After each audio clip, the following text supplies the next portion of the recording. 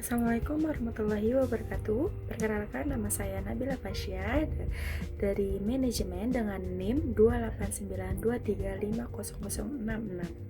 Kali ini saya akan membawakan materi tugas ekonomi internasional dengan tema perdagangan internasional.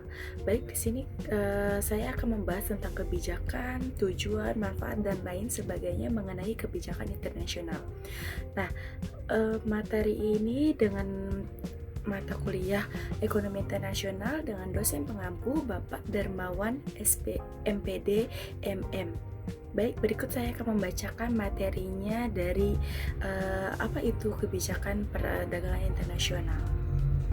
Baik, yang pertama, kebijakan pemerintah terkait perdagangan internasional adalah seluruh peraturan, tindakan, dan strategi yang dibuat oleh pemerintah untuk mengatur, mengawasi, membatasi, atau mendorong kegiatan perdagangan antar negara, baik kegiatan ekspor maupun impor barang dan jasa.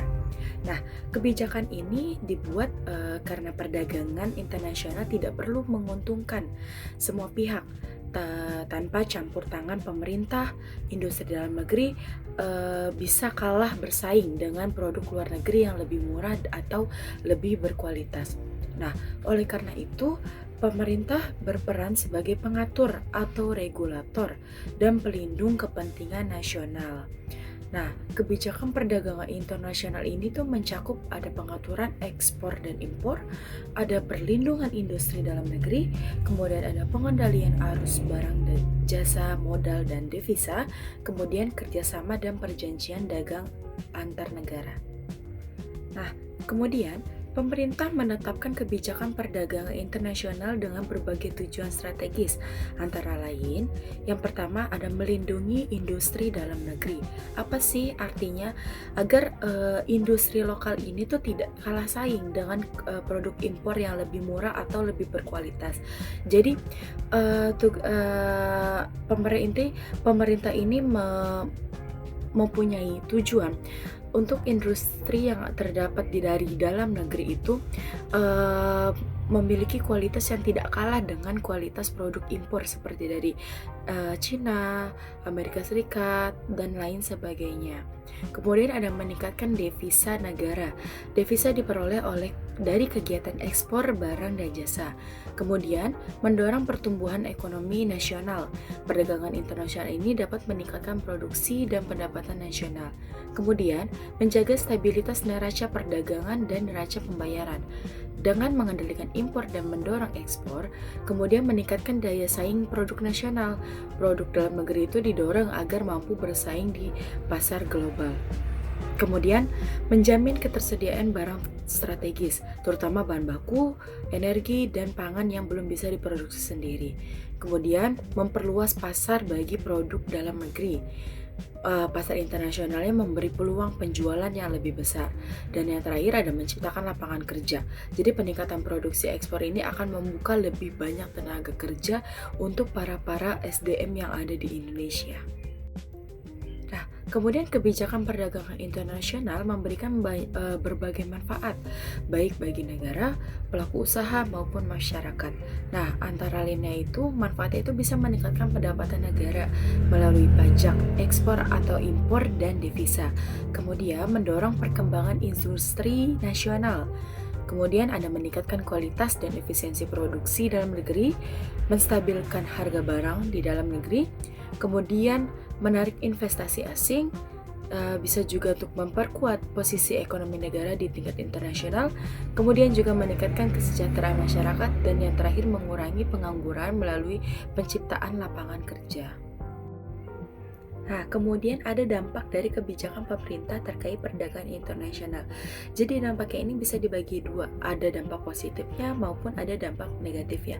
Nah, dari sisi dampak positifnya itu, pertumbuhan ekonomi itu menjadi meningkat.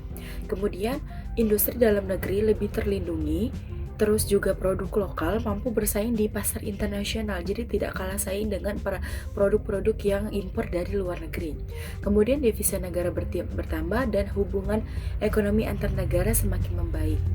Dan kemudian juga ada dampak negatif dari kebijakan perdagangan internasional ini, yaitu harga barang impor menjadi lebih mahal, kemudian juga potensi pembalasan dagang dari negara lain, terus juga ada ketergantungan terhadap pasar luar negeri, terus juga ada infesiensi jika proteksi berlebihan dan konsumen memiliki pilihan barang lebih terbatas. Nah, kemudian ada contoh kebijakan pemerintah terkait perdagangan internasional. Nah, di sini ada 15 contoh eh, dengan penjelasannya, yaitu yang pertama ada tarif bea masuk. Jadi yang dimaksud itu adalah pajak atas barang impor untuk melindungi produk dalam negeri.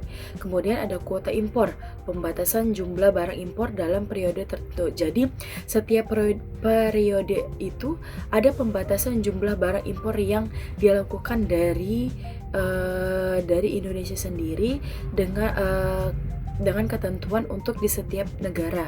Dan kemudian ada larangan impor, itu pelarangan barang tertentu demi keamanan, kesehatan, atau moral.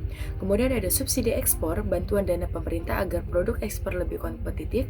Kemudian ada kebijakan anti-dumping, pencegahan penjualan barang impor dengan harga sangat murah. Kemudian ada perjanjian perdagangan internasional seperti kerjasama seperti AFTA, WTO, dan FTA. Kemudian standar nasional dan sertifikasi atau SNI yang dimaksud untuk menjamin kualitas dan keamanan barang. Kemudian ada kebijakan devisa untuk pengaturan lalu lintas valuta asing.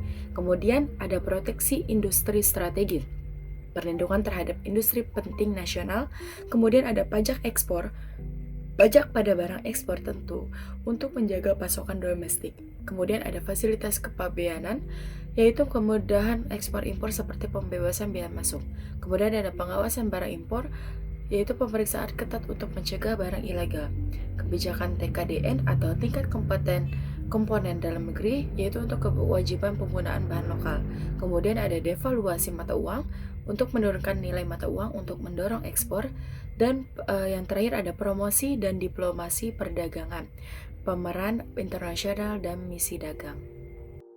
Nah, dapat kita simpulkan dari materi kebijakan perdagangan internasional ini, yaitu sangat penting. Kebijakan ini sangat penting bagi keberlangsungan ekonomi suatu negara. Nah, kebijakan ini harus dijalankan secara seimbang agar mampu melindungi kepentingan nasional tanpa menghambat hubungan perdagangan global. Baik, sekian dari presentasi dari saya untuk penjelasan materi mengenai kebijakan perdagangan internasional ini. Kurang lebihnya mohon maaf. Wassalamualaikum warahmatullahi wabarakatuh. Sampai jumpa di video selanjutnya.